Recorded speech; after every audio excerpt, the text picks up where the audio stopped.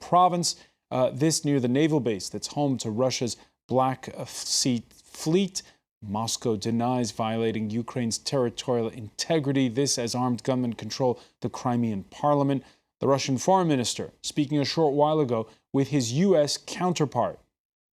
While we were told that they are not engaging in any violation of the sovereignty and do not intend to, I nevertheless made it clear that that could be misinterpreted at this moment, and that there are enough tensions that it is important for everybody to be extremely careful not to inflame the situation and not to send the wrong messages. Let's go now to Kiev. And Maxim Eristavi, news director of the Voice of Capital radio station. Thanks for joining us.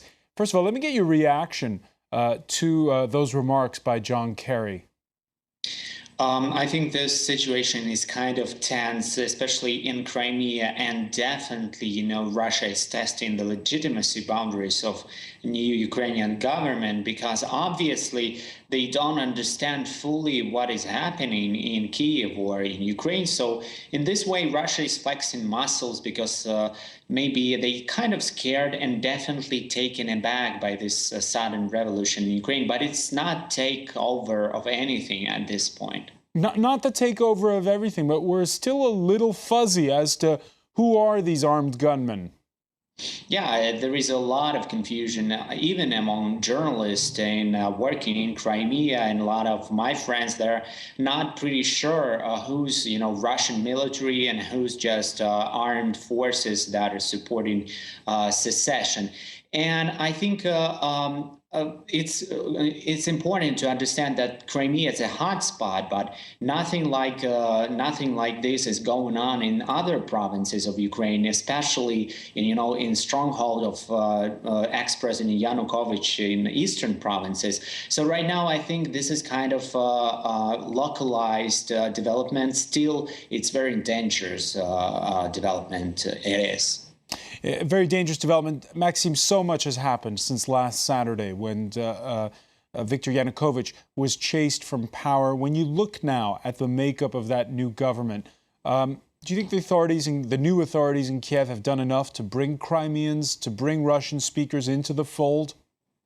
I think it's not about Russian speakers at all. I think it's more about all that image that Russian media are trying to portray upon this new government as some kind of radicals or even far right or even neo-Nazi. In Russia they often use this kind of rhetoric.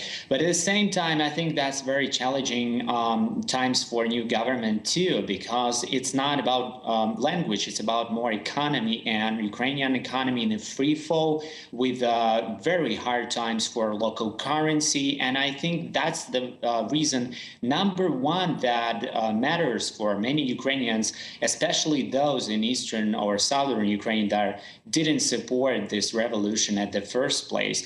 But I think that's the main reason for a new government. And there is a lot of doubts that they could manage this problem very well with current guys working in this new government. I was going to say, what do you think is the bigger challenge right now?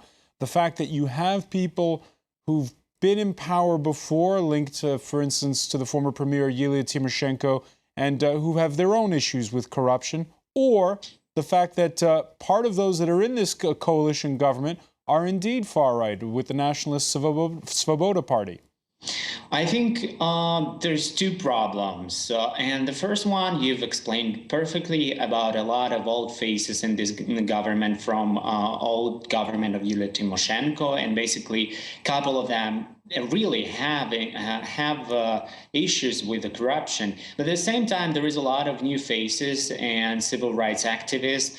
But it's a good thing that they're trying to, get new blood in this government. But at the same time, those faces are not, I doubt that they have a lot of capabilities to really be good managers in crisis like this. So a lot of people, even protesters and those who support the revolution, they thought that they will see some kind of technocratic government, which is not, which is current government is not a technocratic by any means. And I think that's the problem, and that's the biggest challenge for Ukraine, to see if this new government will manage this crisis well, even considering that this is not a technocratic government with a lot of questionable figures. Maxime, you mentioned at the outset of our discussion how in the stronghold of Viktor Yanukovych, you haven't seen any kind of a huge defiance like you have in Crimea.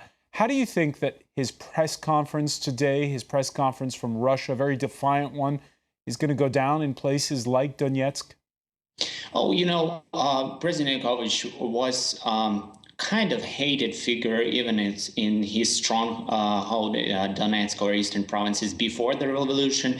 I think that, unfortunately, first time in my professional life, I think that it will be professional to call someone's presser Looney Tunes, as for Yanukovych, he definitely didn't gave a real clear picture that he's understanding what is going on in Ukraine, with portraying some developments like mass looting, killings, terror on Ukrainian streets, which is not true at this moment, especially in Kyiv, where I'm right now. There is no looting, and it's even more calmer than we saw, a week ago. And for Yanukovych, I think his chances for a comeback are completely gone after today's press conference, because even his supporters did not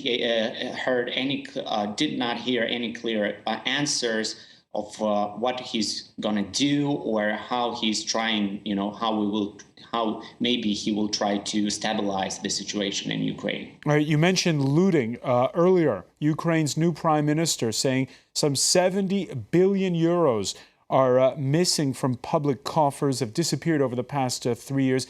Let's look at this report by Joseph Tandy.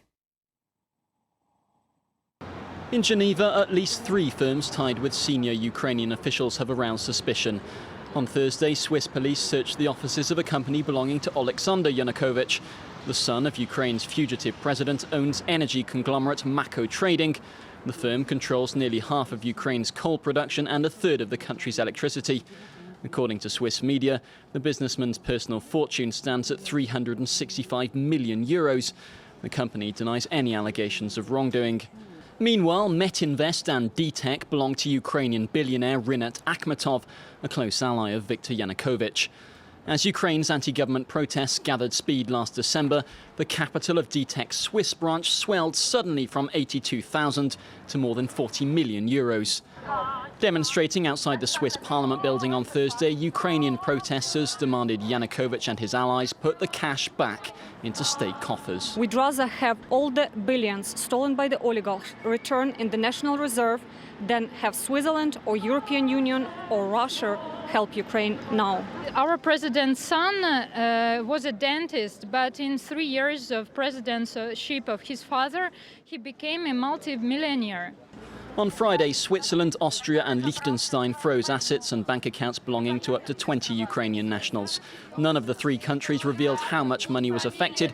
The measures are designed to act as a stopgap until EU sanctions come into effect.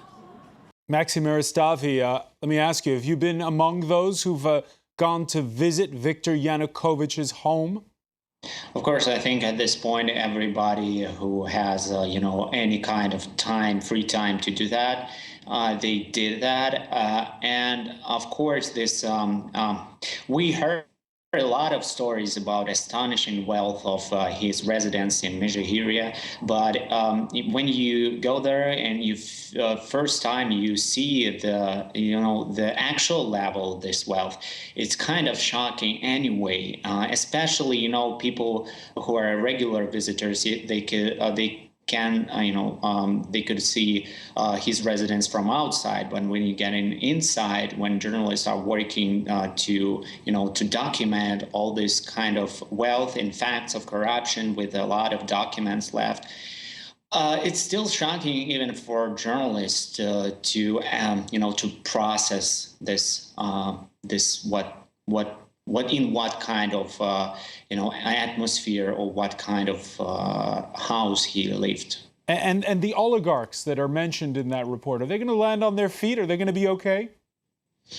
I think it's hard to tell right now. It's a very interesting development right now in Ukraine, because this revolution was for the first couple of months, it was about civil rights, and after all those mass killings started with the mass murder, of course, a week ago, it transformed in this kind of uprising just personally against Viktor Yanukovych.